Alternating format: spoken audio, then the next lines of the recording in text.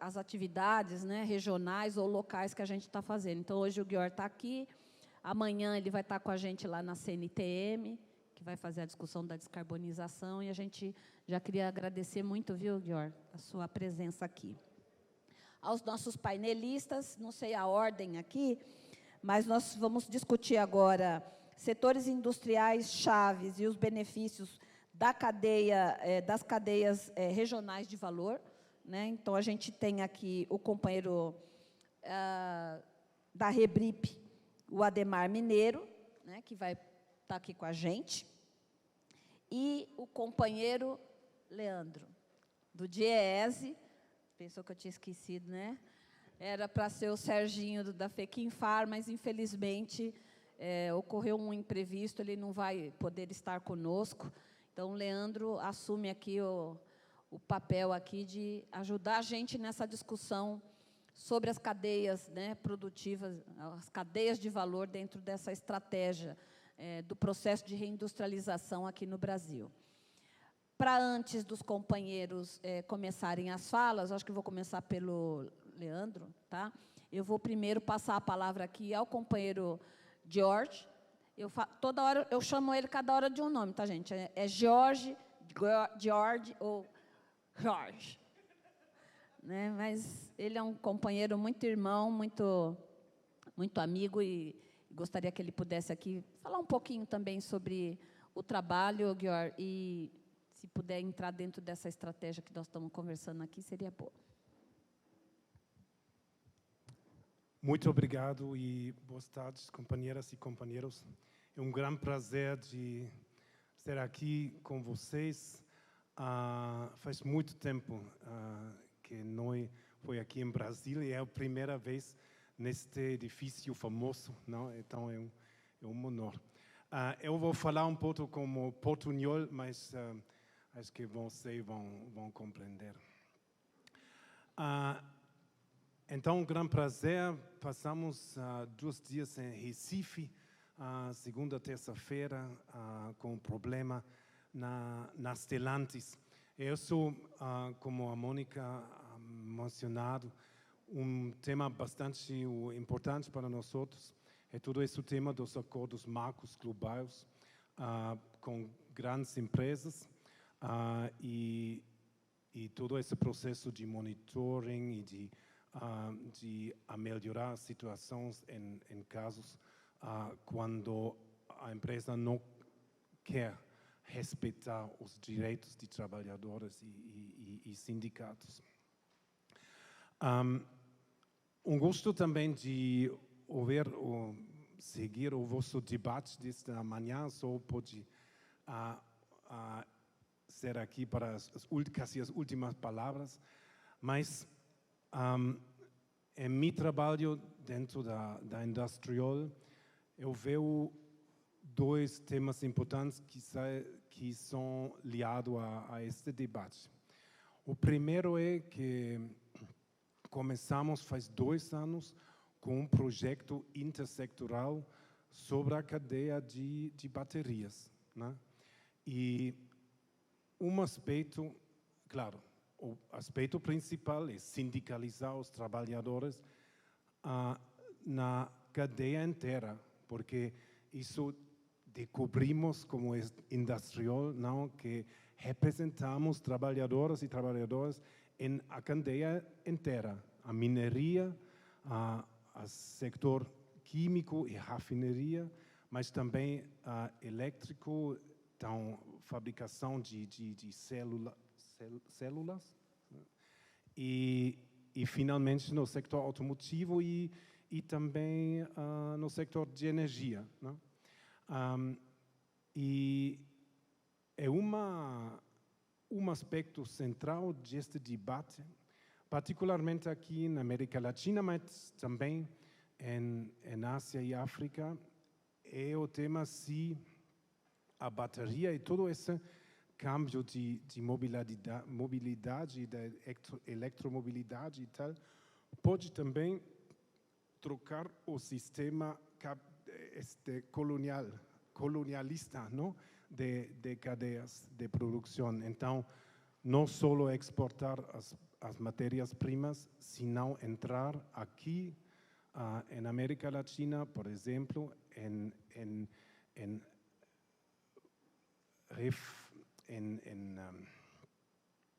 manufacturar, em processar estas matérias, não? E porque agora vemos em Indonésia, onde há muito de níquel, se diz, níquel ou níquel, níquel. Okay. Vemos muitas invenções com apoio dos chineses, em muitos casos, mas não só, mas se nota uma política nacional em Indonésia para beneficiar de seus recursos que tem no campo do níquel. E vamos lá no ano que vem, já temos umas investigadoras, mas vamos lá também para ver um pouco mais em detalhe o que passa e como ajudar. É a primeira coisa. Então, falar de uma cadeia de baterias não só é um tema de sindicalizar e direitos de trabalhadores e sindicatos, mas também um tema de parar por fim no sistema colonial. Segundo tema é toda a transformação. Vemos que a transformação, por exemplo, no setor automotivo, é totalmente diferente, é bastante diferente entre o norte e o sul.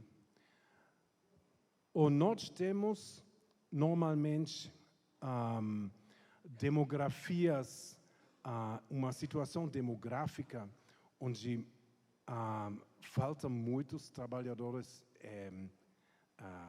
especializados. Então, não temos uma situação de desemprego, senão as empresas e também o Estado ajuda a trabalhadoras da indústria automotiva de jubilar-se, de entrar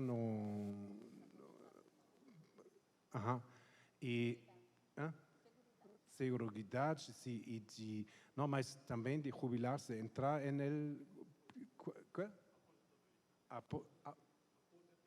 aposentadoria, exatamente. Então, muitos incentivos neste processo. E a gente está bem recepcionado a estas ajudas e se vai.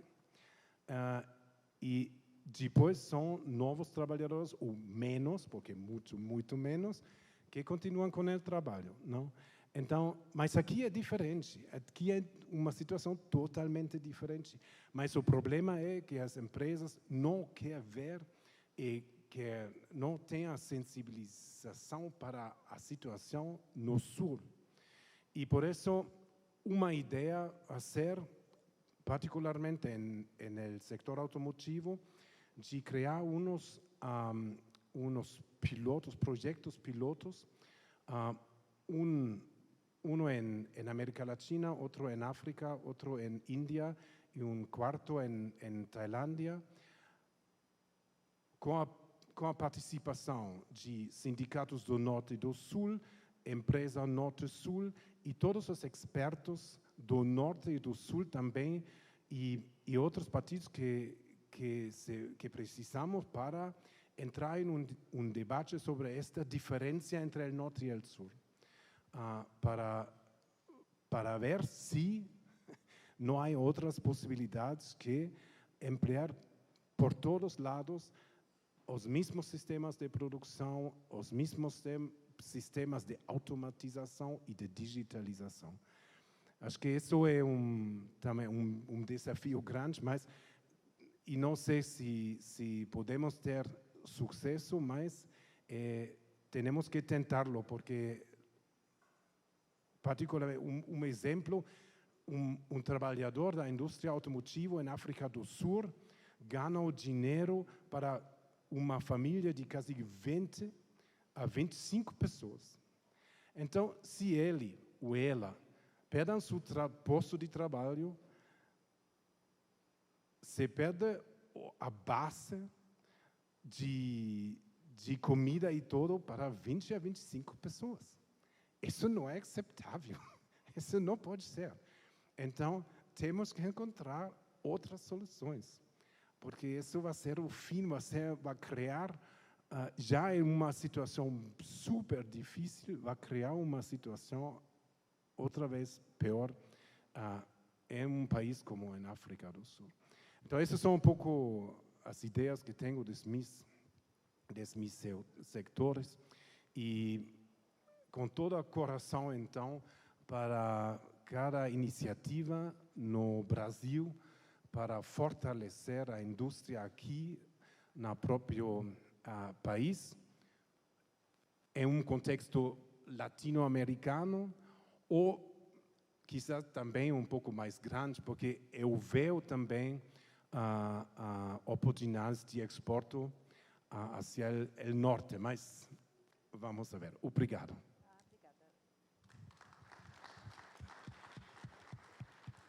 Obrigada, Jorge. Vou passar aqui para o companheiro Leandro, depois para você, tá, Valdemar? Tem. Então a gente vai sentar para lá. Isso. Bom, espero acertar aqui. Vou ficar aqui de lado, que acho que é mais fácil. Bom, boa tarde para todos e todas pessoas presentes.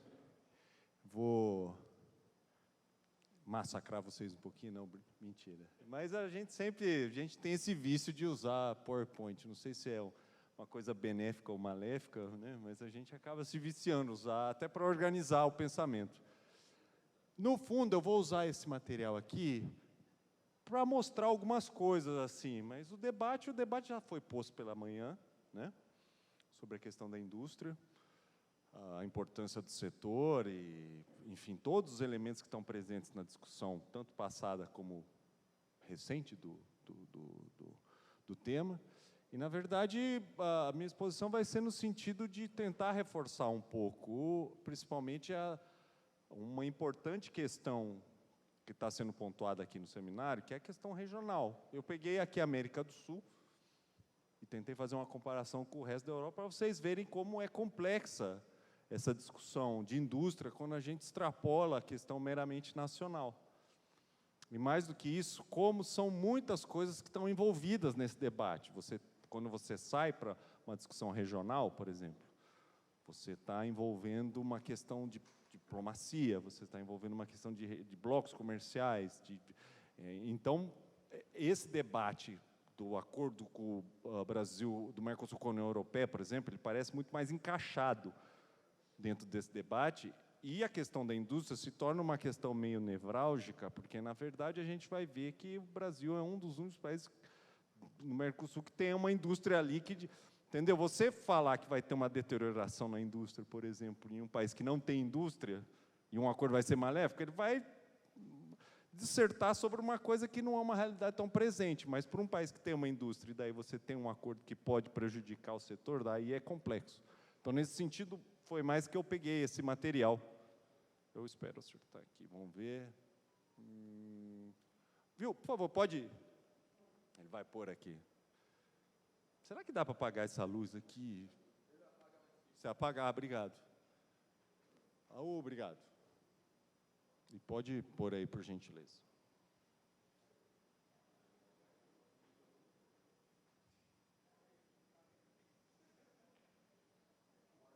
Aqui, ó. A indústria no Brasil, uma importância das relações regionais. Por que eu coloquei regionais? Porque eu acho que um recorte que é sempre importante a gente fazer é observar... A gente tem uma visão muito global da indústria, em termos de relação com o mundo, mas quando a gente vai para a esfera regional, a gente vai ver que é uma coisa diferente. E eu peguei a América do Sul justamente porque ela cria um contraponto muito importante para a gente debater o tema no mundo. Opa, é para lá. Será que eu estou fazendo certo? Pronto, agora foi. Isso aqui já foi discutido, eu sempre gosto de rebater só. A indústria no Brasil ela é um setor que ele cresceu muito rápido, né? Eu tinha um professor que falava que a indústria demorou séculos para surgir em vários países, ditos centrais, por exemplo, e no Brasil foi praticamente em 50 anos que nós conseguimos construir a base da nossa indústria, né? Só que a partir, e esse período é de 30 a 80, depois, daí, acho que muitas pessoas que já sentiram isso na prática, e outras pelo menos já ouviram falar, depois da década de 80, você sente que ela começa a perder força, por N motivos, né? Você teve uma baita crise econômica nos anos 80, e daí nos anos 90 a gente começa a entrar numa fase chamada aí de fase neoliberal, né? Que é a abertura econômica, etc. E a gente acabou expondo nossa indústria a uma concorrência completamente sem nenhum resguardo, inclusive contrário à experiência internacional. E isso fez com que a indústria brasileira ela caísse, ela começasse a perder participação na economia. É importante dizer que isso é um processo que acontece em outros países também. Conforme o setor de serviços vai se desenvolvendo, em outros países também a indústria acaba perdendo peso relativo. Mas aqui a gente fala que isso aconteceu sem o Brasil ter atingido a maturidade da indústria. Assim, ela ter atingido o topo antes de ela chegar no final do desenvolvimento, ela começou a perder, né? E isso causa problemas hoje em dia, né? Que o debate atual, justamente por quê? Porque a gente não só perdeu o fôlego, como a gente começou a perder, inclusive, o que a gente já tinha criado. Então, não é uma questão só de ter uma perda de participação na economia, ela teve uma perda qualitativa, a indústria brasileira, né? Vou até passar aqui. Rapaz, hoje eu vou sofrer aqui. Será que está...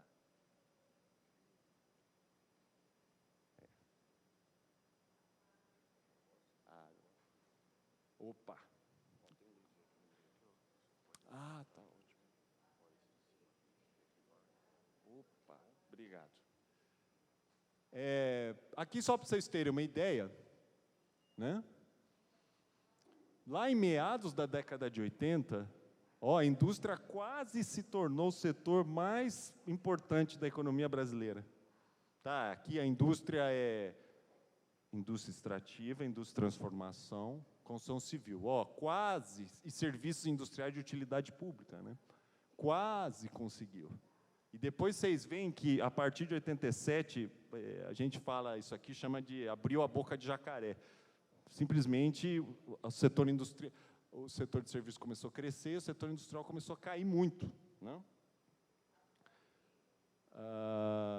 Aqui está a distribuição desse peso. Vocês veem que o que caiu foi a indústria de transformação, né? Que é um setor que ele tem ali geralmente são atividades industriais que têm maior valor agregado. Foi esse setor o principal responsável pela queda. Chegou a representar quase 36% da economia brasileira e hoje representa 12,87%. É uma queda muito grande, isso nós estamos falando no intervalo de menos de 40 anos. Aqui só o cenário recente, eu acho que a gente não estou falando novidade para ninguém, né? A pandemia ela foi um período ali de intersecção de ritmo de atividade muito importante. O setor industrial, depois da emergência da pandemia, ele ainda está com dificuldade de se recuperar, é um crescimento muito heterogêneo, vamos dizer assim, tem setores que crescem mais, tem outros setores que crescem menos. O próprio resultado da indústria no PIB dos 2 primeiros trimestres do ano não foi um desempenho muito satisfatório, em detrimento, por exemplo, de serviços, que cresceu bastante, né? E você vê que a pandemia pegou a indústria ela estava enfraquecida desde a recessão de 2015, 2016. Ela veio numa tendência de estagnação e a pandemia foi e deu uma pancada nela. A gente fala que a gente voltou para a indústria no medíocre normal da indústria. Medíocre, do ponto de, é um termo estatístico que às vezes a gente usa de forma pejorativa, mas na verdade não é, né? O medíocre quer dizer na média, estagnado, uma coisa que não cresce, a indústria está parada, né? Ela tem focos de crescimento periódicos, dependendo do setor, porque daí é uma questão de recomposição de estoque, fluxo de demanda sazonal, mas você não tem um movimento ainda consolidado de crescimento total, assim, né? A gente ainda tem alguma dificuldade de insumo, né?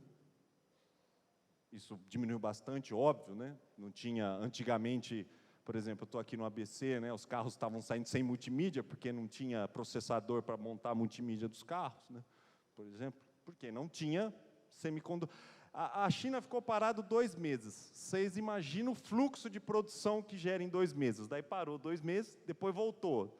Você tem 2 meses de defasagem de oferta de produto aí. Isso não é uma coisa que você resolve da noite para o dia, por mais que os chineses sejam eficientes, né? E qual que é o cenário? Tá refletindo ainda, a economia ainda está dando sinais de que agora vai. Ela tem sido muito pontuada nesses últimos 2 trimestres por um fator externo relevante, isso é importante. E também, no fundo, eu tenho falado para todo mundo que eu acho que o principal da economia atual é que a expectativa futura melhorou. Quando a sua projeção futura melhora, você fica mais otimista, daí, se você é consumidor, você começa a pensar, opa, eu não vou perder o emprego, então acho que eu vou comprar um negócio aqui.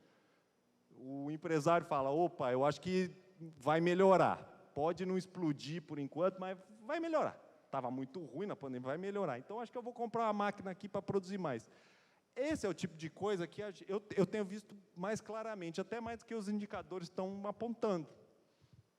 E isso não é invencionice de economia. Na verdade, a expectativa ela exerce um papel muito importante. E, nitidamente, está havendo uma melhora da expectativa. Isso é fato.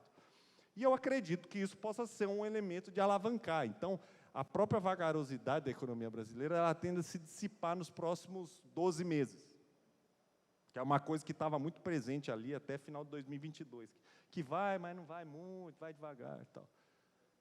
Isso aqui, eu acho que vocês sabem melhor do que eu, né? As altas taxas de juros, a taxa de juros nessa altura não tem como investir, isso é um gargalo importante. Por causa das altas taxas de juros, as taxas de investimento não crescem. Para que eu vou comprar máquina, sendo que é mais barato e mais rentável eu deixar o dinheiro rendendo no juro, né? Então, enquanto não houver uma reversão disso, a gente vai ter dificuldade. Já tem havido um movimento de queda e é importante que permaneça. Esse, eu diria, que é o principal ponto que nós estamos começando a desenrolar. O consumo interno. Se eu pegar os últimos 12 meses, de fato, ele não está ainda num desempenho bom. Agora, se eu fizer um recorte para 2023, principalmente no segundo trimestre, você já vê que ele já deu uma puxada melhor. E aí já entra muito isso que eu estou falando para vocês, a questão das próprias expectativas. E, logicamente, os estoques estão acima dos desejáveis, isso é uma questão industrial que eu tendo a entender que, se manter esse ritmo de melhora, ele tende a se dissipar. Mas, de fato, são desafios que estão colocados aí. Ó, aqui, só para vocês verem o desempenho da indústria, estável. Veio caindo, subiu, ameaçou subir aqui, daí veio 2019, caiu, pandemia derrubou, e agora estamos aqui. E a indústria de transformação, essa linha verde aqui, caiu, depois subiu, agora está estagnado. Quando eu digo está na média, é isso, ela não está andando. Qual que é o perfil da indústria brasileira atual? A gente vai passando por uma reespecialização regressiva. O que é? Basicamente, a gente tinha um perfil de indústria que, tecnologicamente, há 40 anos atrás, era bem alinhado com o que tinha na média no mundo, que é basicamente, segundo a Revolução Industrial, o que a gente chama conjunto metal-mecânico, né? Que é basicamente as indústrias químicas, as indústrias de produção de material de transporte, etc. Esse era o paradigma tecnológico há 40, 45 anos atrás. O que aconteceu? O mundo andou, o avançado tecnologicamente migrou para tecnologia de informação, semicondutor, sistema de computador, etc. E a gente não só não conseguiu manter a integridade das cadeias de segunda revolução industrial, que é a indústria química, metalúrgica, etc., como a gente regrediu na década de 90. Regrediu quer dizer o quê? Por exemplo, e aqui eu acho que eu falo, vocês vão entender bem. No final da década de 80, um carro era quase 100% nacional. Era vários modelos eram 100% nacional. Do parafuso ao pneu, passando pelo motor, tudo era fabricado no Brasil. Hoje, alguns modelos é 50%, 60% na média, né? E o pior, os 40% que não são os 40% que têm valor do ponto de vista da agregação de valor. É coisa mais sofisticada. A gente faz a chapa do carro. Quem faz o computador de bordo não é a gente, por exemplo. Em termos de tecnologia, de valor adicionado, você tem diferença aí. Então, o que você faz é tão importante como você faz e quanto você faz, né? E o que a gente passou por isso? Você teve uma desnacionalização de cadeia produtiva, que é basicamente o quê? A indústria automobilística, de novo. Você tinha ali toda uma rede de autopeças que era nacional. Hoje em dia, não é mais, né? Foram compradas, empresas faliram. A gente teve um aumento da importação de insumo, ou seja, fechou fábrica de fornecedor. Redução do valor de transformação industrial, o que quer dizer? Antes eu pegava uma matéria-prima simples e transformava numa coisa complexa, tecnologicamente falando. Hoje eu pego uma matéria-prima e faço uma coisa menos complexa, do ponto de vista tecnológico. Isso é perda. Por quê? Porque a coisa mais sofisticada eu importo. Eu não fabrico aqui. Por isso que nacionalização e desnacionalização são duas questões fundamentais aqui. E você ficou aí 40 anos com dificuldade em investir, o resultado é que você ficou defasado tecnologicamente, não tem como. 40 anos num cenário tão dinâmico de inovação como é esse cenário, é uma eternidade, gente.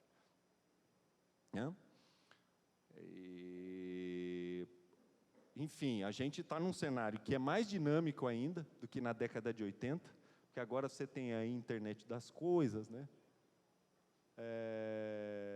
Você tem indústria 4.0, e ainda você tem um conjunto de países que ainda estão ensaiando retomar políticas de proteção à indústria, né? Então, você tem uma combinação de muita dificuldade para o seu setor.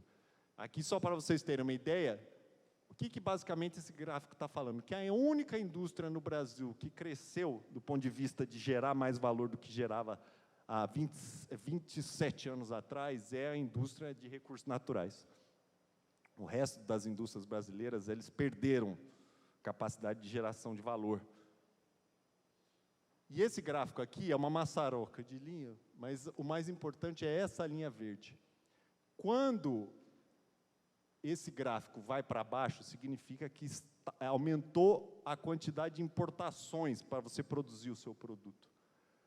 O que esse gráfico está me falando? Que, com exceção da indústria de recursos naturais, a produção de uma indústria, como exemplo, intensiva em escala, como a indústria de automóveis, por exemplo, ela aumentou o componente importado em 27 anos de produção. Hoje em dia, para se produzir um carro, se usa mais componentes importados do que se usava na década de 90. Agora, e esse aqui é uma coisa que é um cálculo que eu fiz, que é basicamente o seguinte, que é a nossa discussão, por que a indústria é importante? Todas as atividades econômicas do Brasil estão divididas em baixa tecnologia, média-baixa tecnologia, média-tecnologia, média-alta tecnologia e alta tecnologia. O que esse gráfico está falando, basicamente? Que a nossa economia está concentrada em atividades que geram o que a gente chama de transbordamento setorial muito baixo. O que é transbordamento setorial? Basicamente, o que a indústria tem de diferente dos outros setores, que é o quê? Quando acontece um investimento na indústria, ele é tão forte, tão pesado, tão potente, que ele acaba transbordando para os outros setores. Então, você sente o impacto do investimento industrial no setor de serviços, no setor de comércio, etc. O que eu estou falando nesse gráfico é que, basicamente, 78% do valor adicionado da economia brasileira está baseado em setores que esse efeito de transbordamento é muito baixo. Sendo que a indústria, que está principalmente nesses 3 segmentos aqui, que são setores que têm um transbordamento muito maior, a participação no valor adicionado, olha o tamanho. Super pequeno, né? Então, nossa economia está baseada em setores que têm pouca difusão de efeitos de investimento. Então, não basta só investir em indústria, ela tem que sofisticar, ela tem que subir nessa cadeia aqui. Agora eu vou entrar numa coisa, debate aqui, já meio me encaminhando aqui para o fim. A questão do comércio internacional, aí entra a discussão especificamente das cadeias de fornecimento. O que é basicamente? Basicamente, a nossa indústria ela é deficitária na balança comercial em relação ao resto do mundo. Ou seja, a gente exporta 100 e importa 300 de produto industrial. Por quê? Porque nossa indústria é pobre. E, no final das contas, em termos práticos, a gente acaba demandando muita importação de insumo industrial e de produto final, e acaba exportando muito produto básico que tem pouco valor adicionado. Agora, por que a discussão regional é importante? Porque na América do Sul, essa dinâmica é o inverso. Na América do Sul, a nossa indústria é superavitária. O que quer dizer na prática? Na prática quer dizer que a gente, pegando o global, a gente exporta muito menos do que a gente importa de produtos industriais, ou seja, cai naquilo que todo mundo sabe, que a gente exporta mais produto básico para o mundo, mas na América Latina é o inverso. O que quer dizer? Que a gente compra mais produto básico na América Latina e vende produto industrial, ou seja, o nosso saldo comercial com a América do Sul, é especialmente muito grande. Só que qual que é o problema? Os nossos principais parceiros comerciais em 1997 eram Europa, América do Sul e Estados Unidos. América do Sul a gente era superavitário, Europa e Estados Unidos, na indústria a gente já era meio deficitário. O que aconteceu? Obviamente, todo mundo sabe, a China se transformou no principal parceiro comercial do Brasil, a América do Sul perdeu importância. E, acho que de manhã já foi falado, o perfil de comércio que nós temos com a China não é bom, porque a gente exporta grão e compra semicondutor. Então, a gente tem um problema aí, né? Nesse sentido, pensando em desenvolvimento industrial. Aqui é a mesma coisa, a participação da América do Sul no comércio internacional brasileiro, o saldo comercial, tirando a década de 90, sempre foi positivo, mas você vê que é um saldo que tem oscilado muito, conforme os acordos comerciais que a China vão costurando. E, basicamente, a discussão é essa. Na América do Sul, a gente exporta bastante industrial e compra bastante insumo primário, vamos dizer assim, e no mundo é o inverso. A gente é o fazendão, né? Como gostam de falar aí vários, e não deixa de ter razão. Aqui, depois vocês podem ver, é a descrição do que a gente compra mais da América do Sul e o que a gente vende. Então, por exemplo, a gente vende muita máquina para a América do Sul. Muito veículo, muito ferro, muita máquina, muito bem de capital. Então, você vê que tem uma qualidade ali. Se você for para o resto do mundo, olha o que a gente vende para o resto do mundo mais. Ferro, café, alimento, minério. Vocês veem a diferença? Enquanto para a América do Sul a gente está vendendo máquina e carro, para o resto do mundo os produtos de maior destaque é ferro e café. Aqui é só o balanço comercial por intensidade tecnológica. Já falei aqui, obviamente, as indústrias mais básicas vendem mais do que compram, né? Se a gente é um grande produtor de aço, a gente não precisa comprar. Agora, se a gente não produz semicondutor, que é uma indústria de alta tecnologia, a gente precisa importar e não exportamos nada. Então, óbvio que a balança comercial da indústria é altamente deficitária em setores com maior tecnologia, deficitária na área de computação, etc., e superavitária nos insumos mais básicos, né? Alimentos, minério. E eu só peguei aqui, para finalizar a questão do macrosetor da indústria, porque foi um trabalho que a gente fez lá o Pugliese, a CUT pediu para a gente fazer, que houve entendimento que seria importante haver uma reorganização, não acabando com a lógica de ramo da CUT, mas tentando pensar de um ponto de vista mais agregado. E apareceu a discussão do macrosetor da CUT, que basicamente são 4 macrosetores: administração pública, comércio e serviço, rural e indústria. E como que foi a construção desses setores? A partir da relação econômica entre os setores que faziam parte dos ramos. Então, a indústria, você pega ali todos os ramos que conversam entre si. Então, por exemplo, o comércio não vai fazer parte, o comércio varejista de material de construção não vai fazer parte do ramo, do macrosetor da indústria. Mas a produção desses produtos, sim, né? Por quê? Porque se visualizou que a discussão fragmentada dos ramos, em ramos, ela não faz sentido dentro de um contexto de cadeias globais, né, onde você está discutindo cadeias que abarcam uma enorme quantidade de setores, né? E daí aqui está a distribuição. Vocês veem que o comércio e serviço é maior, mas o tamanho do macrosetor indústria no Brasil é quase 20 milhões de ocupados. É um setor grande. Por quê? Porque nós estamos falando, basicamente, de todos os setores industriais que conversam entre si, né? E é uma nova forma de organização, justamente pensando nessa lógica da cadeia, né? Porque não tem como você discutir indústria de pneus, indústria química, sem discutir a indústria automobilística junto, porque um é insumo do outro, né? Dentro dessa lógica que foi feita. E aqui é uma sistematização sobre qual que é o desafio, né? Eu acho que já foi falado isso, eu acho que não tenho muito o que acrescentar, porque, na verdade, o que eu tenho mais de importante para falar é o seguinte, que um país como o Brasil, do tamanho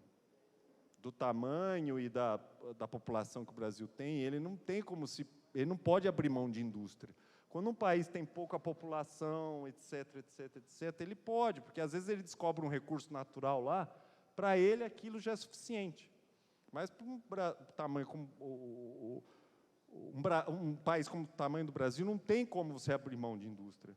E não é certeza que é aquilo que a gente sempre fala, industrializar não é garantia de que vai desenvolver, só que sem indústria você não desenvolve, né? É um caminho muito tortuoso para você conseguir, mas sem indústria isso é praticamente impossível. Por isso da importância da indústria e por isso do interesse do debate sobre o tema, né? Que é principalmente você ter uma estrutura de política industrial que atenda essa nova demanda que temos sobre o setor, dentro de um setor que tecnologicamente é muito mais dinâmico do que foi o primeiro processo, mas você ficar parado é garantia que você, decididamente, não vai conseguir se desenvolver enquanto país, né? Bom, era basicamente isso que eu tinha para falar. Muito obrigado.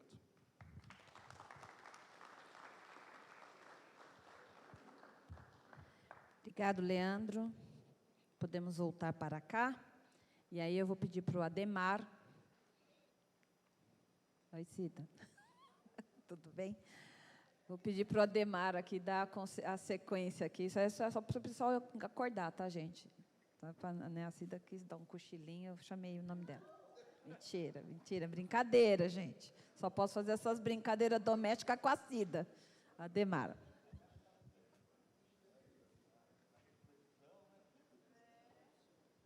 Obrigado. Como eu sabia que ia falar depois do almoço, eu não fiz um PowerPoint, que eu sei que apaga a luz e aí o pessoal tem mais resistência aí, né? Mas apagar a luz, você não vê que pelo menos psicologicamente.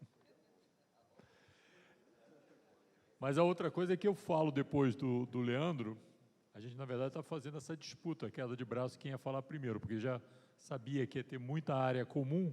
Quem fala depois vai falar bem menos, porque ele já falou. Mas eu queria, digamos, começar por uma conversa que é o seguinte.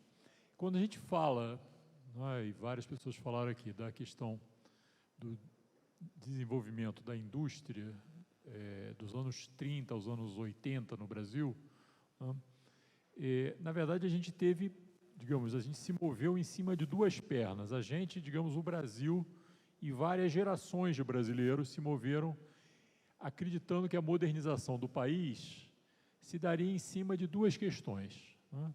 A urbanização e a industrialização. Então, isso foi capaz de mover a imagem. Certo ou errado, a gente pode fazer aqui uma larga discussão se deu certo, se não deu certo, se foi bom, se foi ruim, mas o fato é que, politicamente, e do ponto de vista de ter uma utopia, várias gerações de brasileiros se moveram por isso, e você rearrumou o país do que ele era lá nos anos 30, basicamente um país agrário, rural, etc., em direção ao Brasil que você tem hoje. Tá? Então, esse é o primeiro ponto. Então, quando a gente está falando, quer dizer, a implantação dos setores industriais, ela teve uma coisa de investimento, de busca de mercado, mas teve também uma decisão política, que inclusive passou, digamos, visões políticas diferenciadas ao longo desse largo período de 50 anos. Então, é como se você tivesse uma hegemonia, do ponto de vista da formulação de pensamento e de políticas, de que isso era a modernidade.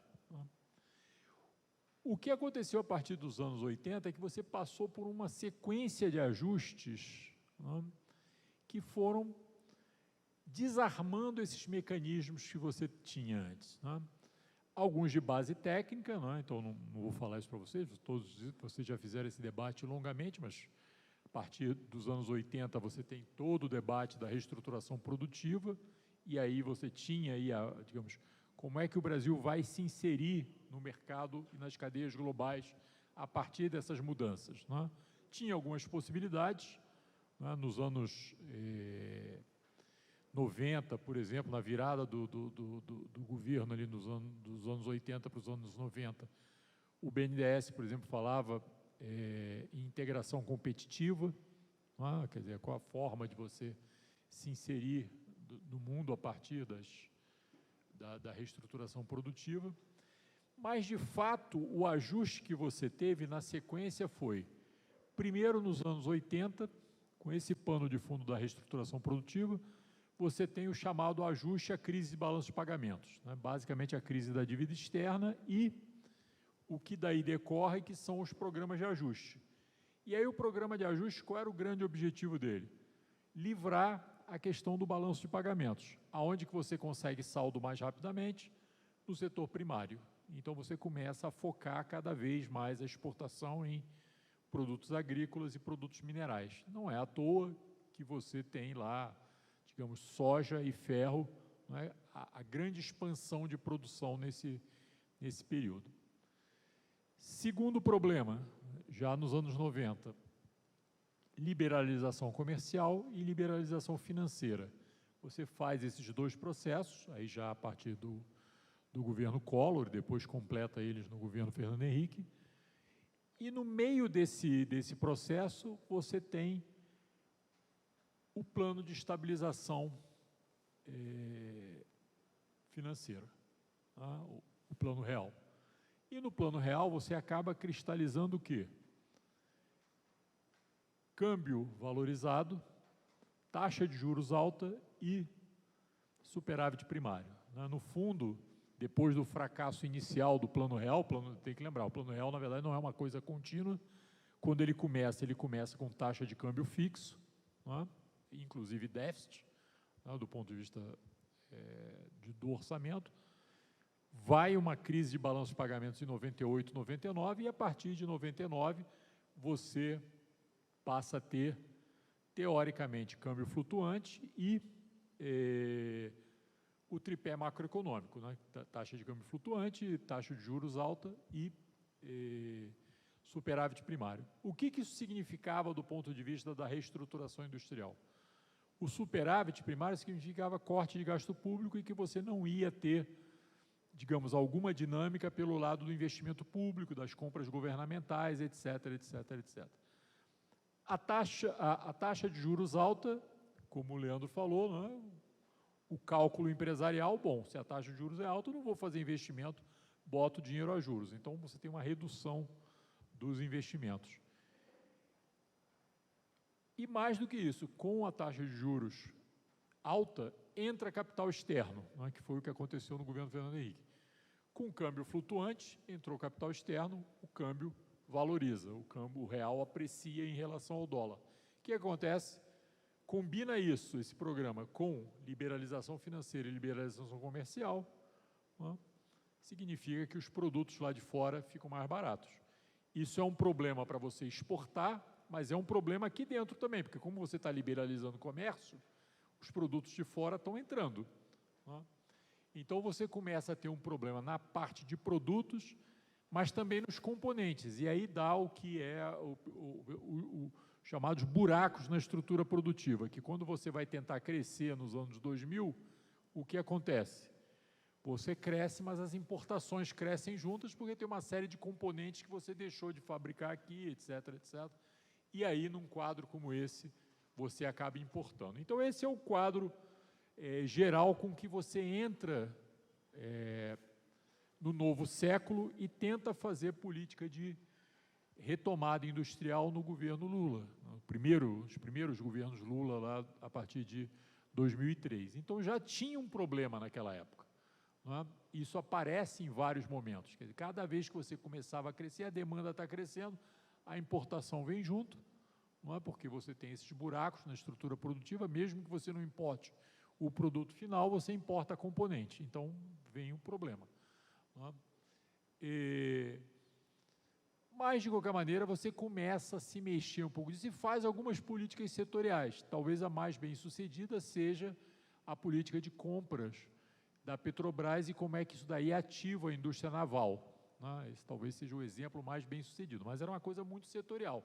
Não foi capaz de alavancar. Quando você vê o que alavancou de fato na economia naquele período, né, especialmente do ponto de vista de emprego, é a construção civil, com as obras, comércio e serviços, né? Isso gerou muito emprego. As outras áreas não geraram tanto emprego, né? Bom, a partir daí, você começa a ter mudanças também no plano internacional. Então, essa maré liberal que tinha começado nos anos 80, né, e que tinha radicalizado nos anos 90, a partir da criação da OMC, dos acordos de comércio, etc., etc., resulta lá na crise de 2007 e 2008. Vem a crise de 2007 e 2008, reação dos países, todo mundo passa a ser protecionista, embora ninguém fale que está sendo protecionista, de fato, não é naquele momento que a OMC começa a esvaziar. Não é à toa que a última tentativa, o Lula agora tentou ressuscitar, ou pelo menos tentou tirar da UTI, voltou a falar no discurso de ontem, na rodada de Doha, né? Ele falou, a rodada de Doha está parada, né? Ela parou lá em 2008. 2008 foi a última vez que teve, digamos, na marca do pênalti para fazer o gol de fechamento da rodada de Doha. De lá para cá não aconteceu nada, porque você tinha uma crise internacional em que, na prática, os países começaram a ficar protecionistas. Se você olhar a balança comercial brasileira, por exemplo, só para pegar um exemplo claro, até 2007, o Brasil era superavitário em relação aos Estados Unidos, por exemplo, só para pegar um país. De 2008 até hoje, o Brasil é deficitário em relação aos Estados Unidos. Isso é balança de comércio. Não estou nem falando remessa de divisas, etc. Então, você tem digamos, um novo quadro no cenário internacional. Mas a esse quadro você vai agregando alguns elementos que eu acho, especialmente na segunda década desse século, que eu acho que vale a pena a gente refletir, porque é daí que eu vou falar um pouco das possibilidades que a gente tem. Digamos, você tem um novo ciclo de mudanças tecnológicas. O Leandro já falou aqui, por isso eu falei, né, eu tenho um ganho de escala de falar depois dele, que ele já falou das coisas. Já falou da indústria 4.0, já falou de alguns processos industriais, mas eu falaria, além da inteligência artificial, impressão em 3D, novos materiais que você vai usando, minerais raros, etc., você vai mudando a estrutura produtiva, né? E isso dá margem a um rearranjo dessas cadeias globais de valor que estavam sendo montadas, que tinham sido montadas no período anterior. Mas, além disso, você tinha algumas outras coisas, né? Você tem a crise ambiental, não é, que vai, digamos, aparecendo com cada vez mais força, não é? E o discurso político é um discurso que reafirma o tempo todo a crise ambiental. E, bom, se você tem uma crise ambiental, que sentido faz você ficar fazendo comércio de longo curso? Ou seja, navios que têm que ir para a China, pegar produtos, voltar para montar na Europa, bater para o Brasil, daqui sair com matérias-primas para... A lógica dessa montagem que estava feita antes, ela passa a ser questionada, né? Porque isso envolve um gigantesco consumo de energia a nível global, né? De você fazer o transporte, seja por aviões, seja por navios, desses produtos em larga escala, né? Você tem a questão geopolítica, ou seja, cada vez mais fica evidente de que você tem a China, né? E tem uma disputa, isso o Obama já começa a tomar medidas nos Estados Unidos a respeito disso, mas fica muito claro com o Trump.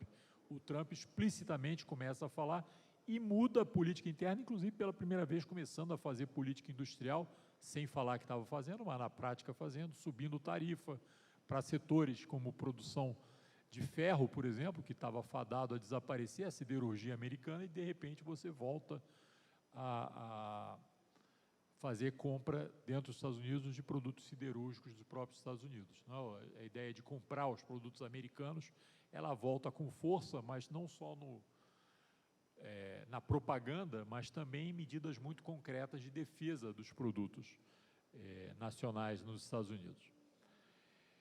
Você tem a pandemia, não é? E com a pandemia e depois, em algum momento, a crise dos containers, etc., etc., é isso que o Leandro falou, das pessoas perceberem que essa produção a nível global, ela pode ser interrompida, você pode ter paralisações no esquema de produção. Portanto, essa ideia de produção de largo curso, de uma globalização absoluta, ela vai retrocedendo em direção a escalas de produção mais regionalizadas.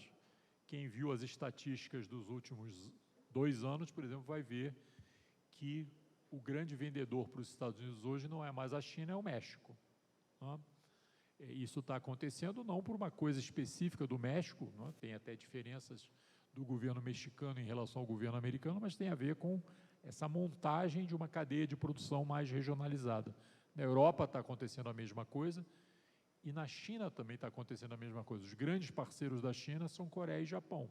Daí, digamos, um problema político que eles têm lá, porque são parceiros econômicos, não são necessariamente parceiros políticos ou geopolíticos. Portanto, você tem uma equação que também é de difícil fechamento, né?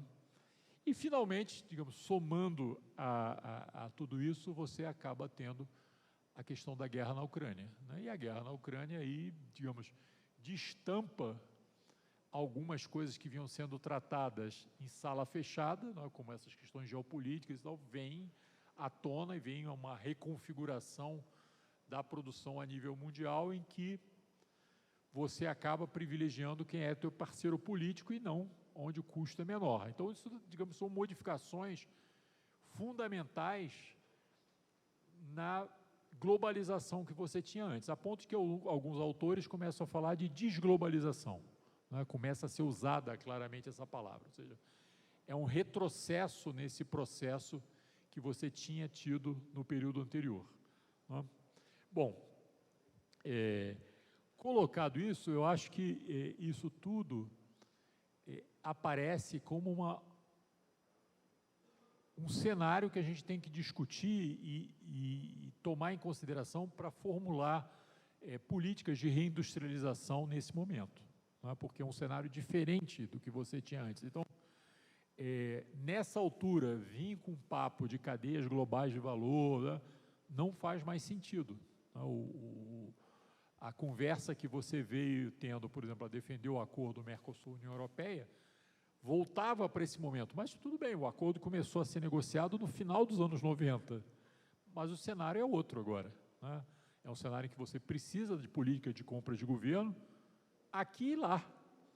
Você precisa de mercados mais regionalizados aqui e lá, né?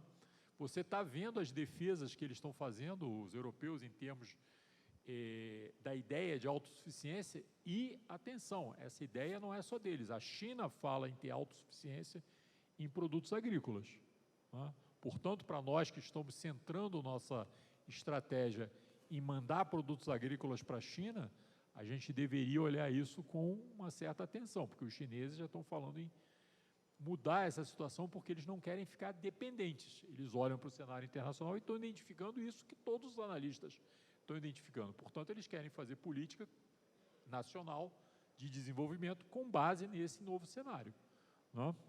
Então, questionar o protecionismo para fora, mas ser protecionista para dentro e tentar desenvolver as suas próprias cadeias de produção e a sua autossuficiência. Então, isso coloca, digamos, para o Brasil, uma possibilidade importante, que foi isso por onde o Leandro terminou, que é a possibilidade da integração regional, de você avançar nesse sentido. Essa não é uma questão nova, isso está desde você pegar os textos da CEPAL lá atrás, 48, 49, já tem essa ideia, né? Essa ideia é porque já naquela época, para viabilizar alguns setores industriais, na época a questão da substituição de importações, né? Você precisava ter escala de produção, né? Isso significava você ter uma quantidade de mercado que justificasse a implantação de algumas plantas industriais e, digamos, talvez o Brasil tivesse para uma série de setores, mas os outros países, se você olhar para o Uruguai, qual é a escala de produção que você tem para atender o mercado uruguaio de alguns produtos? Ninguém vai instalar uma planta fabril no Uruguai para produzir alguns produtos que você tenha que produzir em larga escala para o mercado uruguaio, né? Então, mas isso vale para o Brasil também em vários setores, né? Você, digamos, se você opera na escala regional, você viabiliza plantas mais produtivas, né, plantas de produção mais produtivas que de outra forma você não conseguiria ter. Essa é a primeira questão. Então, escalas de produção e mercados. Agora, esse processo tem duas questões que vão para o campo da discussão política e geopolítica. Uma é que isso só vai andar se o Brasil tomar a liderança do processo. Por que isso? Porque nós temos... Não, simplesmente porque o Brasil é a maior economia da região e o Brasil, do ponto de vista logístico, é quem tem fronteira com quase todo mundo. Então, você pensar... A Argentina, por exemplo, ela está limitada ao sul do continente. A Argentina não tem fronteira com a Colômbia, né? Não tem fronteira com o Peru, né? Que são países razoavelmente grandes da região. Então, o único que tem, digamos, essa capacidade logística e o tamanho da economia para tomar o protagonismo desse processo é o Brasil, né? Então, tem que ser uma decisão política do Brasil. Segunda questão, para isso também é preciso que o Brasil não queira ser ele o produtor de tudo, porque também se ele for, por que o Uruguai vai aderir a isso, ou por que o Chile vai aderir a isso, né? Se você quer isso, digamos, quando você olha o processo de integração da União Europeia, você vê, digamos, o que aconteceu. Quer dizer, em vários setores, a Alemanha teve que ceder, porque, digamos, impor a indústria alemã a todos. Uma coisa é fazer isso com a Grécia, outra coisa é tentar fazer isso com a Dinamarca, ou com a Suécia, ou com a Inglaterra, né, enquanto a Inglaterra estava dentro da União Europeia, né? Então, esse problema é um problema de algum equacionamento político também complexo num país com desigualdades que nem o Brasil, né? A gente já viu isso, quando foi estabelecido lá o fundo de equalização do Mercosul, né, um fundo que dava recursos para investir em outros países, vários políticos questionaram, bom, mas o Uruguai tem uma renda per capita maior do que o Piauí, por que você vai dar dinheiro para financiar o Uruguai e não vai financiar o Piauí. Para que o Brasil vai botar dinheiro aí? Bom, se o raciocínio for esse, evidentemente que vai ter problemas de andar o processo de integração. Terceiro, dentro desse cenário internacional, você vai precisar fazer mediações e negociações, né, do ponto de vista geopolítico, para conseguir tecnologia, para conseguir mercado, para conseguir recursos financeiros, etc.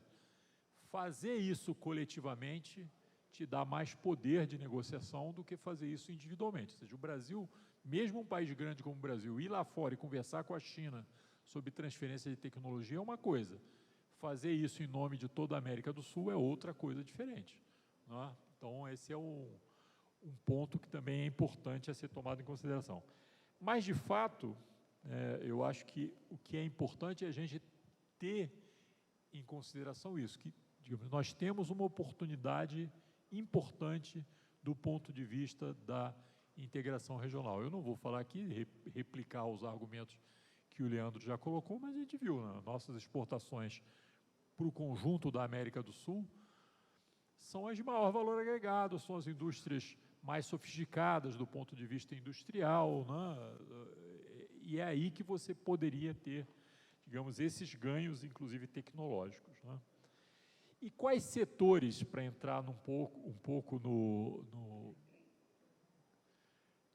que estava nos propondo aí o título do debate, quais setores vêm sendo discutidos em relação a isso, né? O primeiro é a questão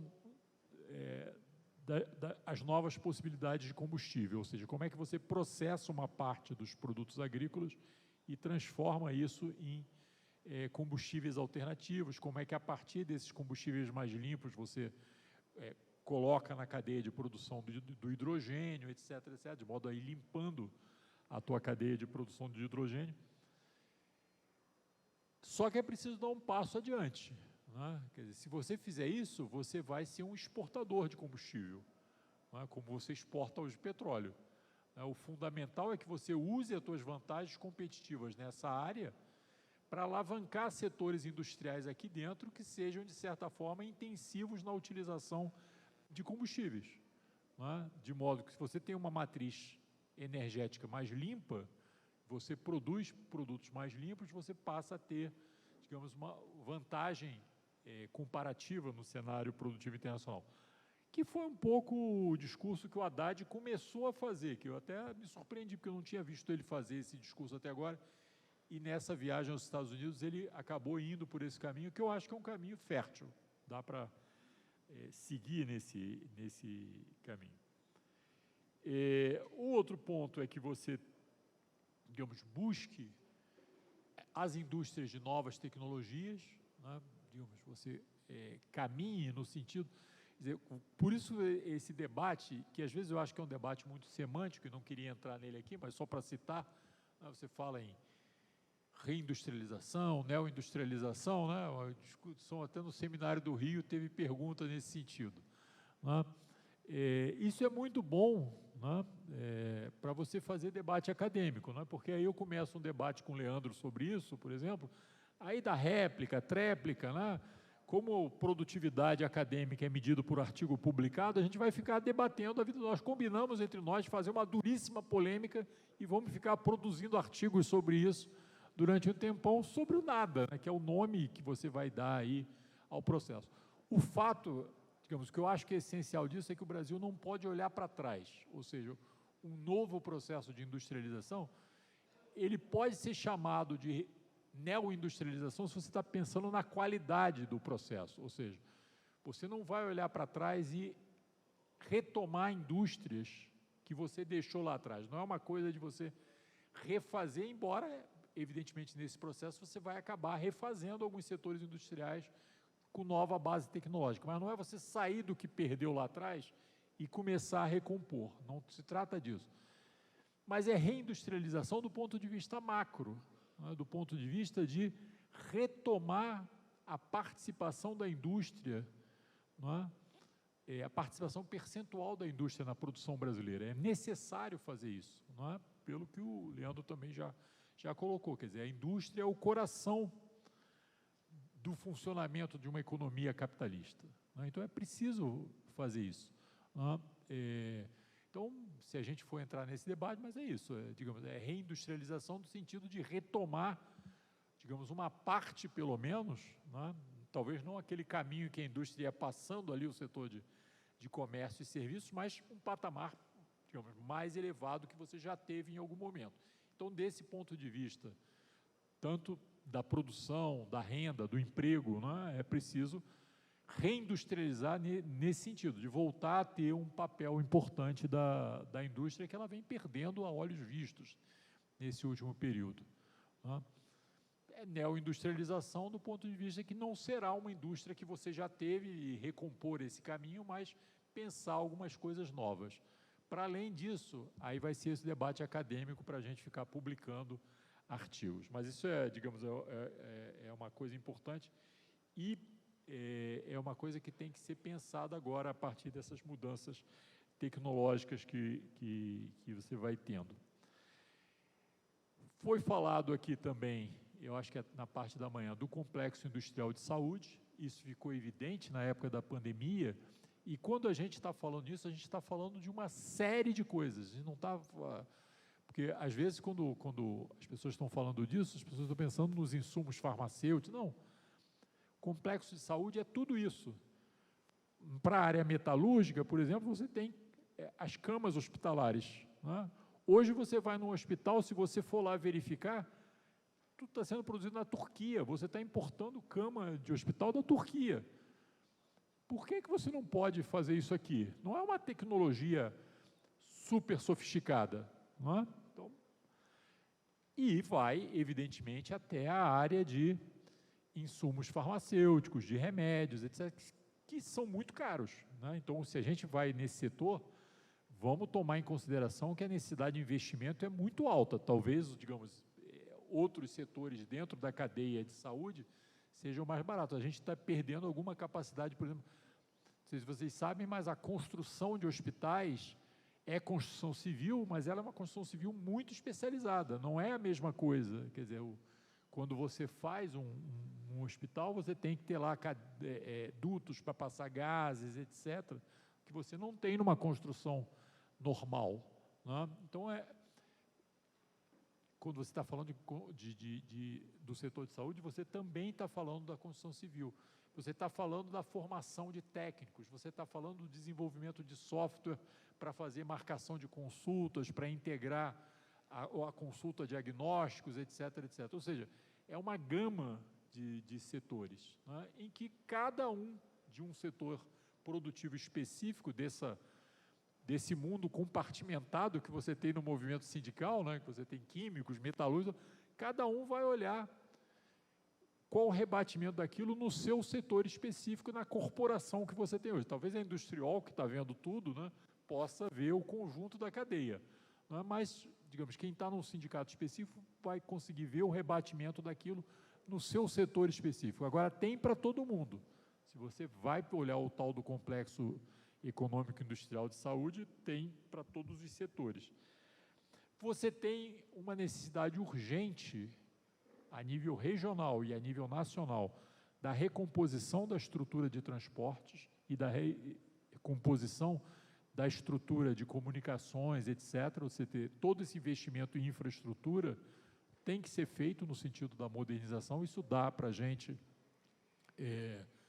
muitas oportunidades, né? A turma aí que viaja pela América do Sul sabe qual é a dificuldade, por exemplo, que você tem para atingir para chegar em algumas cidades que você tem que fazer conexão necessariamente nas capitais para depois... Bom, significa que você tem não só uma possibilidade de construção de uma infraestrutura, por exemplo, de aeroportos na região, etc., como a utilização de aviões menores, que por acaso a Embraer produz, né, para fazer esses voos regionalizados. Tá, não vou usar nem 5. Tá? E,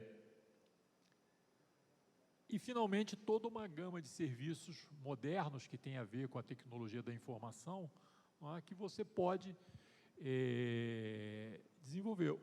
O Uruguai faz um grande desenvolvimento de tecnologia da informação. Por exemplo, que se ele tivesse acesso ao mercado brasileiro, a partir de uma decisão lá de trás, de dar computador para as crianças nas escolas, começou um desenvolvimento, né, em que, hoje, se ele tivesse acesso ao mercado como o mercado brasileiro, por exemplo, ele teria uma enorme possibilidade nessa área. A gente já viu em países europeus, alguns países pequenos, Finlândia, por exemplo, fazer um larguíssimo desenvolvimento, né, a partir de tecnologias específicas, no caso da Finlândia, a questão dos celulares, etc. Né? Então, você tem uma gama de oportunidades, você vai ter que se estruturar para fazer isso regionalmente. O que eu chamo de estruturar para fazer isso regionalmente? Bom, primeiro, criar nas pessoas a utopia de que a integração regional é importante. Se as pessoas não tiverem ganhas para isso, elas vão de novo falar, mas o Uruguai é mais... A renda per capita é maior do que o Piauí, é melhor a gente investir nos piauienses, é mais gente e mais pobre. Né? Então, é preciso, digamos, que essa questão seja uma utopia. Nesse sentido, eu sempre brinco com isso, o principal elemento cultural da gente na região é o futebol, né? E a taça, que era Toyota Libertadores, agora é Santander Libertadores, né? Isso é um absurdo, quando a gente tem... Por que não é PDVSA Libertadores, Petrobras Libertadores, alguma coisa que chame as empresas nacionais? Itaú Libertadores, o Itaú estava em um monte de países da região, por que não é Itaú Libertadores, alguma coisa do gênero? Né? Então, mas, enfim, positivamente ganhar as pessoas para a questão da integração regional. Quer dizer, assim como o imaginário de gerações de brasileiros se moveu em torno da indústria e da urbanização como um elemento de modernização, é preciso que a gente crie uma nova possibilidade. E eu vejo a integração regional como uma grande possibilidade nesse sentido. Não sei se deu os 5 minutos, deve ter chegado perto, tá? Mas é isso que eu tinha para falar, pessoal. Obrigado. Obrigada, Ademar. Bom, agora abriria para algumas perguntas, né, algumas ponderações. Eu vou lembrar que a gente está com um ligeiro atraso de 1 hora, né? Então, vou pedir para que os companheiros e as companheiras que forem se manifestar sejam bem pragmáticos aí e perguntas bem curtas, né, para que aí a gente possa devolver aqui para os nossos companheiros e eles responderem com tranquilidade. Já temos um companheiro aqui, eu vou ter dificuldade com os nomes, mas alguém pode ajudar aqui? Eu vou lá, eu vou. Você vai?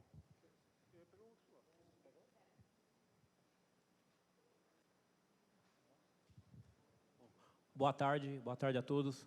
Obrigado por mais uma vez participar desse evento aqui. Eu queria fazer a pergunta principalmente para o Leandro, referente à OMC, que o OMC é a Organização Mundial do Comércio, né? E os Estados Unidos, com o Trump, aumentou a carga tributária para alguns produtos, principalmente o aço. E como que a gente poderia estar fazendo isso daí para tentar combater esse tipo de estratégia dele? Outra coisa também, Uruguai, quando o Lula teve uma reunião no Mercosul aqui, foi um dos países que não assinou o acordo com o Mercosul para poder fazer o acordo com a União Europeia. Eu gostaria de saber como que o governo federal, pelo nosso presidente Lula, usaria uma estratégia para poder convencer o Uruguai, porque se não tiver o consenso do grupo, do Mercosul, o acordo não vai poder ser promulgado. Você tem alguma informação sobre isso daí? Muito obrigado e boa tarde a todos. Aqui o companheiro. E depois, a companheira é Priscila, né? Não, Andréia. E Haroaldo também, primeiro companheiro aqui. Obrigado. Boa tarde a todas e a todos. Bom, uma questão que muito se fala hoje, né? Eu sou estudante na área de inteligência artificial, ciência de dados. E eu entendo que isso hoje é uma demanda, uma necessidade, até porque o próprio mercado parece que ele está dizendo, olha, é aqui que nós temos que permear, é aqui que a gente tem que construir. Eu digo pelo lado progressista, parece que essas empresas de TI, elas têm uma certa resistência. Eu sinto que eles querem ter uma conversa, mas eles têm um receio de a gente barrar alguma coisa, alguma intenção. Por que eu falo isso? Eu vejo pessoas, eu tenho um filho de 19 anos hoje, ele é estudante também de TI, e hoje ele fala do quê? Ah, pai, eu vou estudar investimentos agora. Então a gente tem uma nova geração vindo aí, que não pensa em 13º, que não pensa em leis trabalhistas, não pensa nada disso. Mas eu acho que nós do sindicato, a gente que representa a sociedade, a gente precisa pautar essa questão com ações de investimento em regiões periféricas, trazer esse discurso para a gente poder angariar e formar uma sociedade que pensa, que tem essa projeção, que eles não fiquem cismados com a gente, né? Eu vejo tudo o que acontece desde 2017, só fazendo uma breve, as GAFAMs, né, que o Facebook, Microsoft, essas empresas em 2019 teve um faturamento de 823 bilhões de dólares, né? Então a gente sente que essa mudança tecnológica que está vindo, que está acontecendo, ela está trazendo esse modelo para o mundo.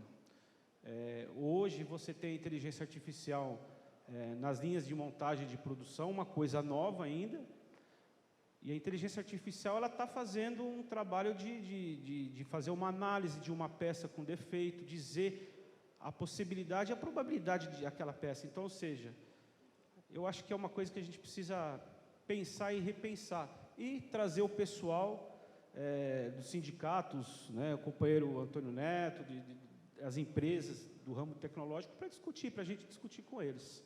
É isso.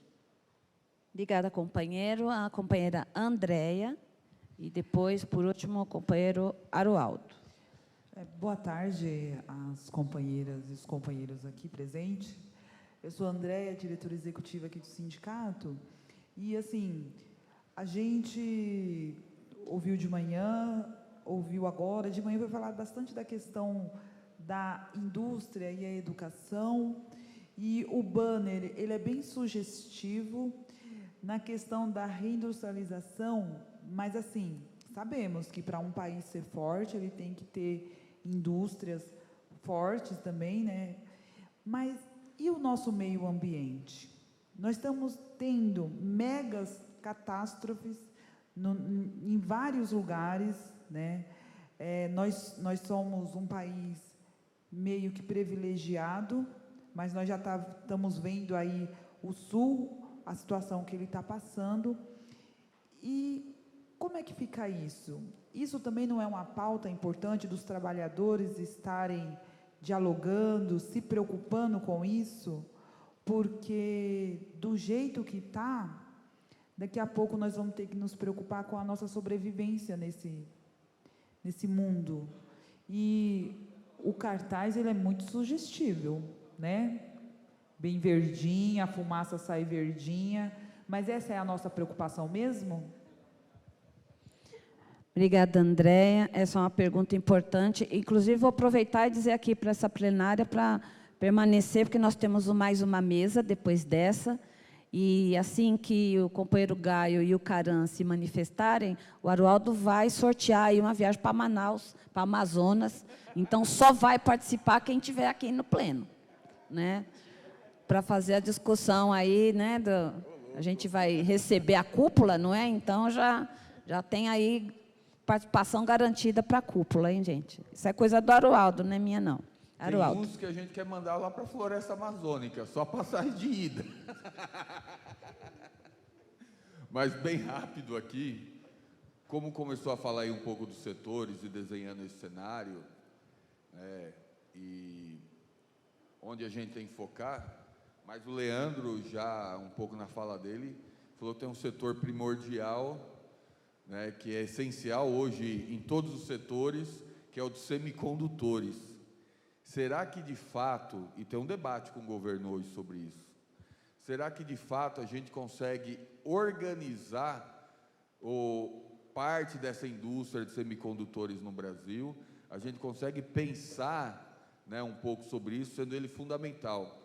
E aí, né, eu estendo para os três, inclusive para o Georg, essa pergunta, que é do que vem assistindo e dessa reorganização, que eu sei que o Georg, como está discutindo o setor automotivo e aeroespacial, ele vem fazendo esse debate ao redor do mundo, nas economias em desenvolvimento. É possível, de fato, descentralizar essa indústria de semicondutores? Gente, o Aroaldo foi o último. Eu quero aproveitar aqui, antes de passar para os companheiros, eu também queria falar uma coisinha aqui e aproveitar que assim o pessoal possa também esclarecer algumas dúvidas que eu tenho.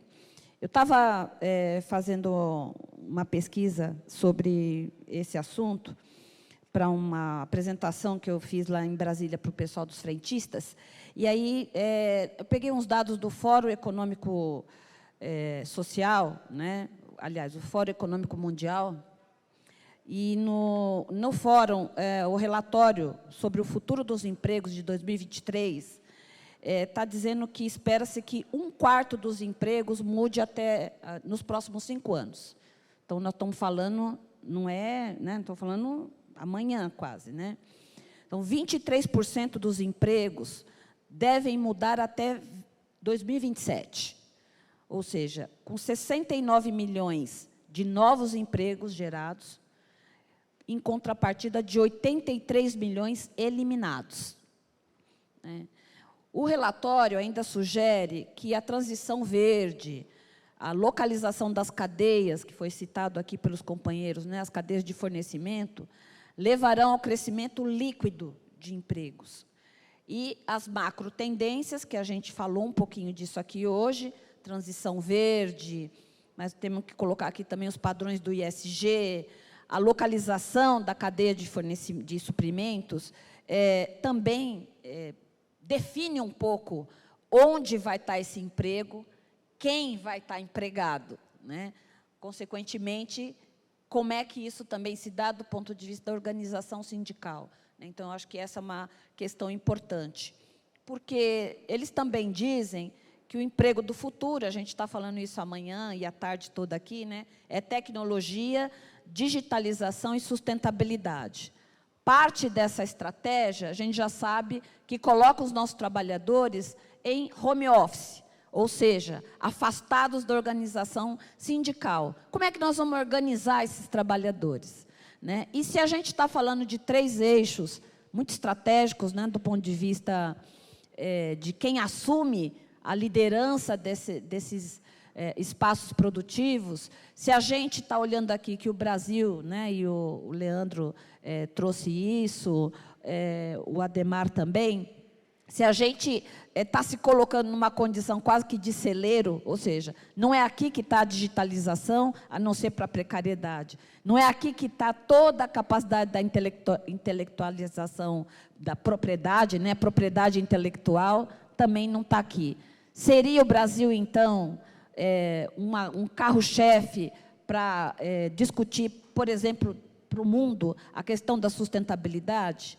Porque se tem alguém que pode falar de matrizes de energia aqui, é o Brasil, em relação a todos esses países que a gente citou aqui o dia todo, né?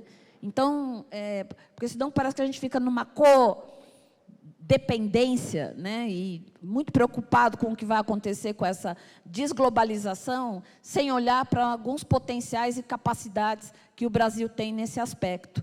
Então, eu acho que seria importante o nosso país também capitanear essa discussão, Aroaldo, né, e capitanear a partir da visão dos trabalhadores, porque, senão, fica só o fórum econômico determinando, né, geoeconomicamente, onde vai existir emprego e trabalho, quem vai ter direito ou acesso ao trabalho, e nós vamos aqui, né, alimentar esse povo todo. É isso que vai acontecer, né? Então, eu queria pedir aqui, vou começar pelo Guior.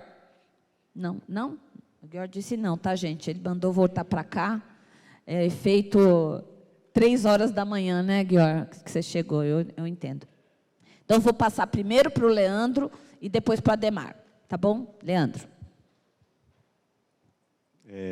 Foram questões muito relevantes, e é óbvio, o debate não esgota aqui, mas, de qualquer forma, especificamente sobre as questões envolvendo a OMC, eu até vou ter a humildade, eu diria, de passar a palavra para o Ademar, porque o Ademar esteve nessas negociações, né, representando o Movimento Internacional de Trabalhadores, né. Então, nada que eu diga vai ser suficiente para ter o grau de conhecimento que ele tem dessas negociações nesses fóruns internacionais. Especificamente sobre o acordo Mercosul, acho também que ele pode falar alguma coisa. Eu só digo que é natural, porque, na verdade, ter divergências, os ciclos de negociação comercial e esse acordo com o Mercosul da União Europeia já vem se arrastando há um tempo, e eles não casam necessariamente com o ciclo político individual dos países. Então, às vezes tem você pega o Mercosul, metade dos países tem um governo para um direcionamento ideológico, metade tem para o outro, daí um não quer conversar com o outro. E, por exemplo, na Argentina estamos aí na iminência de entrar uma pessoa, eu nem qualifico como extrema-direita, já é um anarcocapitalista completo, assim, né? E tem um problema adicional, né, que tem que começar a ser pensado pelos governos que fazem parte do Mercosul. Ele não, quem vai afundar a Argentina é fato, se ele ganhar. A questão é qual o impacto disso nos outros países. Que vai afundar a Argentina, definitivamente é fato. Eu acho que já tem que começar a pensar aí num cinturão de contenção de efeito já, né? Então, nesse sentido, a questão do Uruguai sempre é o exemplo de como o ciclo político não necessariamente atende aos ciclos de negociação, né? Da mesma forma que antes o governo Bolsonaro abraçou e teve outros governos que falaram, não, eu quero rediscutir isso aqui. A questão do sindicalismo com as empresas que estão no paradigma tecnológico, as empresas de TI, isso aí não tem jeito, né? Isso entra muito na discussão, inclusive, que tem sido feito, e aí eu observo muito a CUT especificamente, e outras centrais também que têm se inserido nesse debate especificamente. Por exemplo, você está na discussão de regulação dos trabalhadores de aplicativo, não deixa de ser um braço dessa discussão, né? Porque estamos falando aqui de representação sindical, né?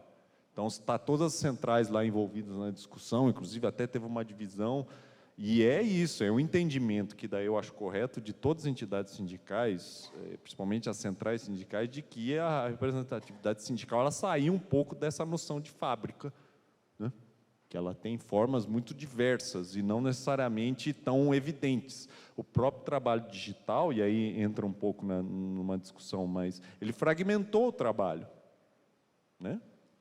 E dentro disso, a representatividade sindical ela tem que ser rediscutida, e a própria representatividade política, porque é mais difícil aglutinar as pessoas, né, em torno do mesmo ambiente. Então, nesse sentido, tem que avançar e tem que, pensando nessa questão, tanto de representatividade política, legitimidade, né? Quando eu falo representatividade política, é ter legitimidade, né?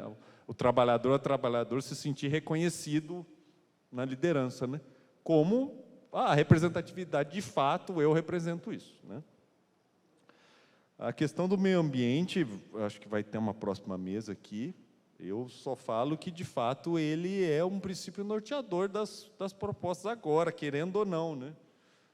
De fato, eu particularmente tenho o entendimento de que os marcos institucionais desse debate tem que fazer, mas ainda não tem uma definição prática de como fazer, porque nenhum país vai querer sair na frente, porque isso vai significar uma perda econômica, não adianta, quando a economia, quando entra para debater no meio ambiente, dá problema, né? Enquanto não se definir isso, vai ter uma dificuldade de fazer esse debate. Agora, eu particularmente tenho entendimento que qualquer debate sério de reindustrialização, neoindustrialização, ou seja lá o termo que se adotar, o eixo de sustentabilidade ambiental é estruturante, inclusive isso está presente no debate que eu tenho visto que o governo está conduzindo. Então, acho que, nesse sentido, O tema está colocado, ele não está acessório, né? Então, nesse sentido, eu acho que, pelo menos, enquanto não se estabelece esses marcos institucionais definitivos sobre o tema, o governo tem conduzido, na minha opinião, essa retomada recente da política industrial de forma adequada, porque ele está fazendo junto com essa coisa da sustentabilidade ambiental. Porque é como o Brasil está se vendendo no mundo também, tá? O debate, o discurso da ONU que o Lula fez, teve um pedaço disso. E tem que fazer, não basta aparecer, tem que ser também, né? E, por fim, a questão que o Aroldo colocou do semicondutor, é tudo questão de iniciativa de organizar e que o tempo político não trombe o tempo econômico de maturar uma empresa dessa. Tudo é possível desde que você tenha tempo político para conseguir fazer maturar uma indústria de semicondutor. Acho que a gente tem capacidade de fazer, porque a gente tem boas universidades que formam quadros para fazer. A questão produtiva, estrito sensu, é uma questão de, por exemplo, você começar a fazer uma joint venture com uma empresa que produza. Tipo, você não vai entrar aqui. Eu te ofereço aqui uma parceria, eu desenvolvo a tecnologia e eu te... Entendeu? A gente faz uma... Há estratégias para fazer. A questão é se o tempo político é suficiente para isso. A empresa de semicondutor brasileira, ela morreu antes de... Agora vamos ressuscitar ela. Por quê? Porque é fundamental. A gente não tem chip para fazer rastreio de gado, que era um chip que a empresa brasileira fazia. A gente quer exportar gado rastreado e não temos chip para pôr no gado, porque a empresa foi praticamente liquidada, agora que vamos retomar. E, por fim, a questão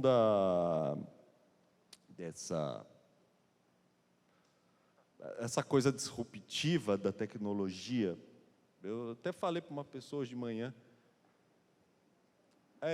essas tecnologias disruptivas no setor produtivo, elas acontecem desde sempre, né? A questão é que a gente tem um movimento mais amplo da economia mundial que ela diminui a quantidade de demanda por trabalho, né? Então, essas tecnologias disruptivas, elas aceleram o processo. E qual que é a questão? Né, que a gente estava até conversando na hora do almoço. É aí que entra o debate, por exemplo, de redução de jornada de trabalho. Né? Porque a gente tem tecnologia para trabalhar muito menos, mas se explora mais quem está trabalhando e deixa uma quantidade cada vez maior de pessoas à margem. É isso que a gente tem que discutir, né? A tecnologia dentro desse sistema econômico, ela acaba sendo a inovação inexorável, assim, porque a própria concorrência força, né? Agora, se a gente não discutir como a gente recompõe isso de uma forma de transição, de fato, a gente vai ter dificuldade, inclusive, de um número cada vez maior de pessoas não terem o mínimo para sobreviver, né? Então, é basicamente isso. Porque o trabalho não vai proporcionar. Pouca gente vai ter trabalho e o trabalho cada vez mais não vai proporcionar o mínimo para a pessoa sobreviver. Então, é uma discussão muito complexa e deve ser mediada, porque senão ela vai vir com um rolo compressor, né? Obrigado.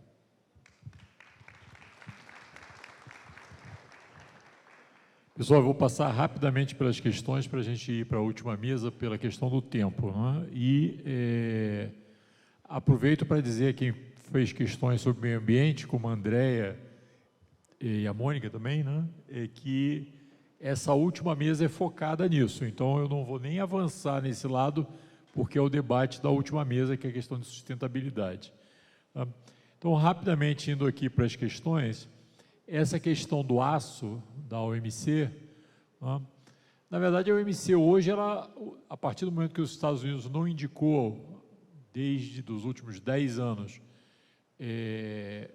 os seus representantes lá no órgão de solução de controvérsias, você não tem legitimidade no órgão de solução de controvérsias da OMC, portanto, você não pode apelar a esse órgão, não é? Então, esse é um problema, é uma das questões da crise da OMC. A OMC não só faz os acordos, né, articula politicamente, acompanha, mas tem o seu órgão de solução de controvérsias, né? E esse órgão hoje não tem como funcionar. É como se você tivesse um Supremo Tribunal sem a maioria dos juízes, não consegue decidir, porque os Estados Unidos não indicam os seus representantes. Porém, mesmo se ele tivesse, e o Brasil teve um ganho uma vez em relação aos Estados Unidos, que é um caso famoso, o caso do algodão, o Brasil ganhou no órgão de solução de controvérsias da OMC. Não só o Brasil, um conjunto de países, mas, digamos, quem acabou ficando, porque os países africanos não tinham nem condição de bancar os advogados, então quem acabou ficando famoso por levar essa discussão adiante foi o Brasil. Aí entra a segunda questão, que é como é que você coloca o guiso no gato, né? Com essa historinha dos ratinhos, tal, que tinham que, para o gato não pegar eles, tinham que botar um guiso no gato que fizesse barulho, né, na hora que o gato viesse e permitisse eles fugirem. Então, o problema dos Estados Unidos é esse. Mesmo que você ganhe no órgão de solução de controvérsia, como é que você coloca o guiso no gato? Quer dizer, tem um poder real que está para além dos acordos de comércio. Quer dizer, lá atrás, quando o Brasil ganhou, qual era a questão? Os Estados Unidos subsidiam o algodão. Os Estados Unidos pararam de subsidiar o algodão? Não pararam de subsidiar o algodão. O que o Brasil conseguiu foi extrair do governo americano uma grana que ele usou para financiar projetos de tecnologia agropecuária, inclusive a nível mundial, alguns projetos lá do Brasil no mundo, quer dizer, foi um dinheiro para o Itamaraty, foi um dinheiro para a Embrapa desenvolver tecnologia, foi um dinheiro para os fazendeiros para tentar compensar aí essa incapacidade de concorrer com o subsídio americano, mas acabar com o subsídio mesmo não acabou, né? Então, são duas questões. Hoje não tem nem o órgão de solução de controvérsia. Se estivesse funcionando, e se a gente ganhasse no órgão de solução de controvérsia sobre a tarifa do aço, ainda teria o problema de como é que você coloca o guiso no gato do caso dos Estados Unidos, né? Como é que você... Que aí é um poder de fato que, enfim, você não pode dizer, se fosse o contrário, os Estados Unidos vão dizer, bom, ou vocês retiram o subsídio, eu vou mandar lá, ó, como é que é, a quinta frota, não sei o quê, e aí vocês vão ter que se resolver com aquilo. Mas como não, a situação é inversa, a gente não tem como dar essa chave de galão nos Estados Unidos, teria que negociar de alguma maneira, né? Sobre a questão do Uruguai, eu acho que a posição do Uruguai hoje é a mais liberal dentro dos países do Mercosul, ou seja, o Uruguai tenderia a assinar qualquer acordo de livre comércio, né? Só que o Uruguai é muito pequeno, né? Então o que o Uruguai consegue com isso, né?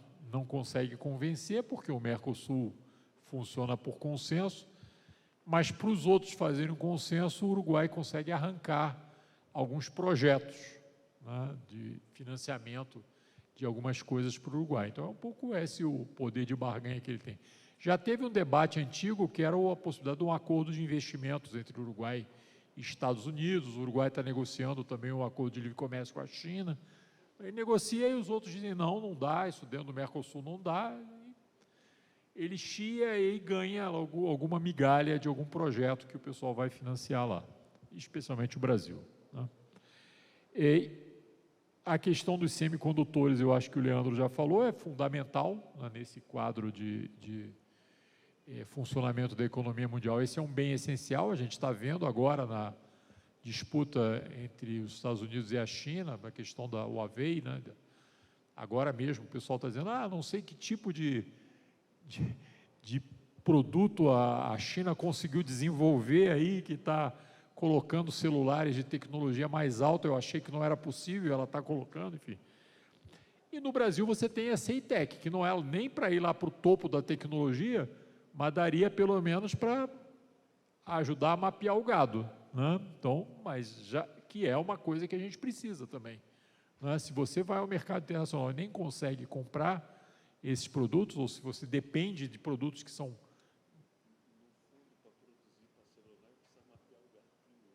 Pois é, então você tem que dar esse espaço.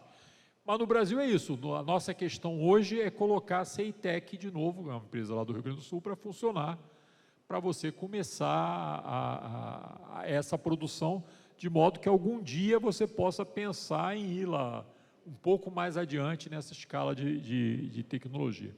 E, finalmente, a última coisa que eu queria dizer, já avisei que a parte de sustentabilidade eu vou deixar para o pessoal da última mesa, dentro dessa questão de tecnologia, eu acho que a gente, às vezes, perde uma discussão que é essencial, que o grande problema, quer dizer, a tecnologia, ela sempre se coloca, né, e há muito tempo tem esse debate de como é que você apropria dos ganhos da tecnologia, que, no fundo, é isso, o debate é como é que você se apropria dos ganhos tecnológicos.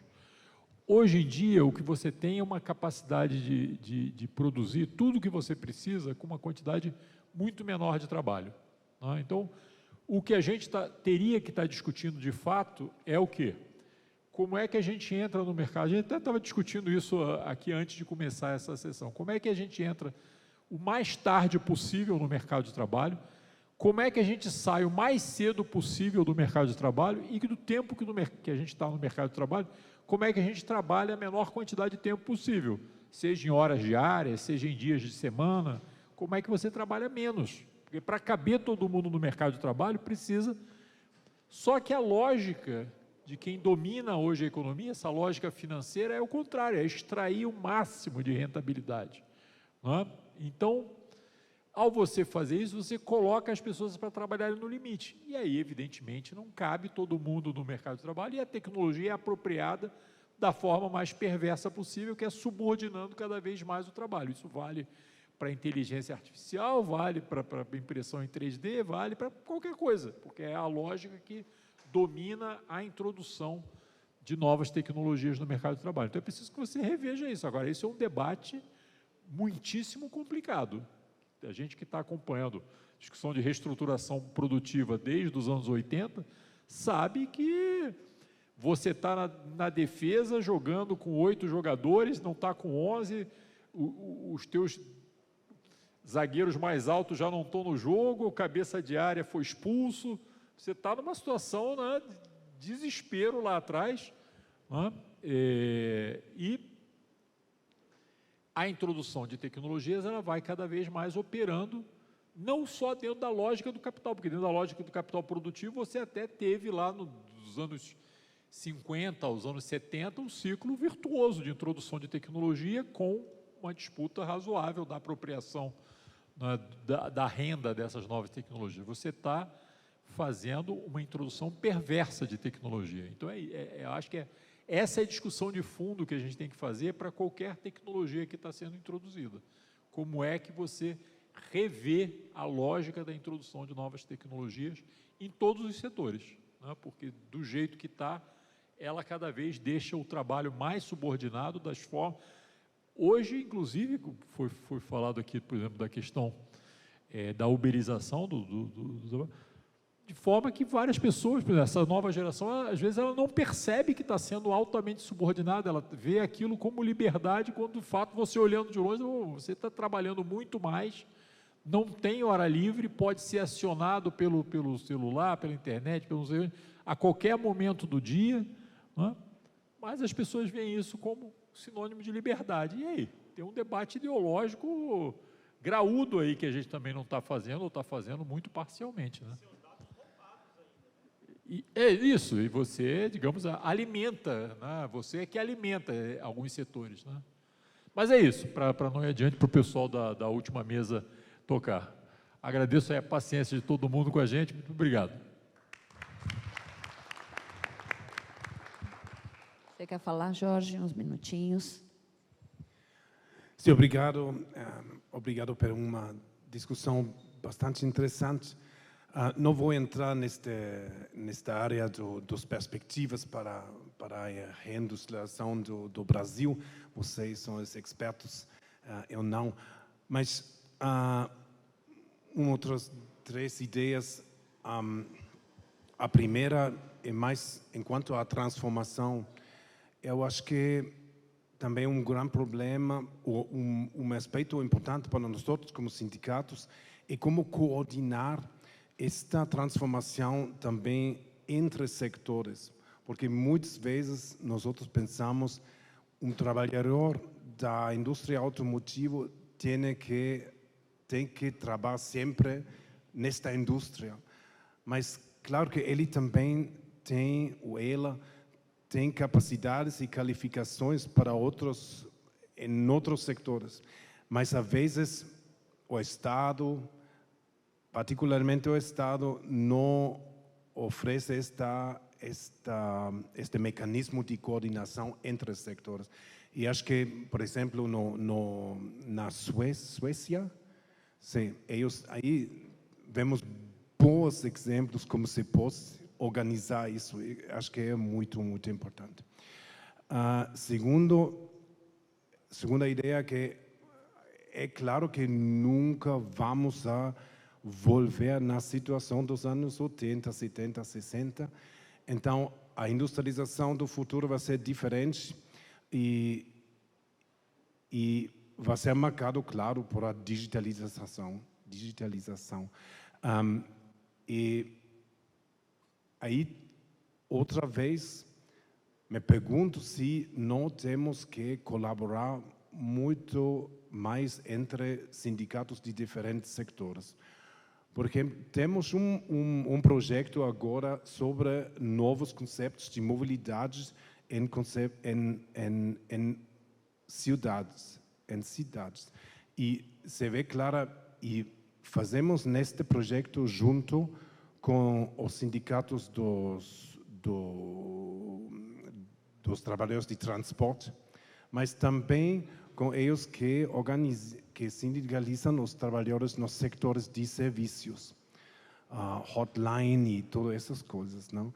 E se vê, e claro, nossos da indústria automotiva, e se vê os novos conceitos de mobilidade, todos têm que trabalhar juntos, não? E o poder vai ser com a empresa que vai oferecer a solução digital.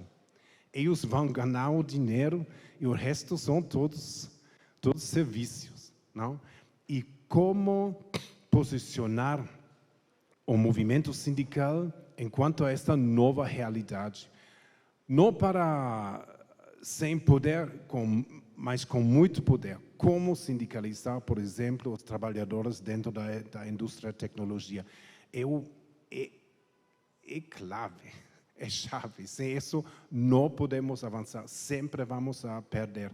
Temos alguns exemplos pequenos dos Estados Unidos, onde sindicatos han sindicalizado os trabalhadores da Amazon e essas empresas.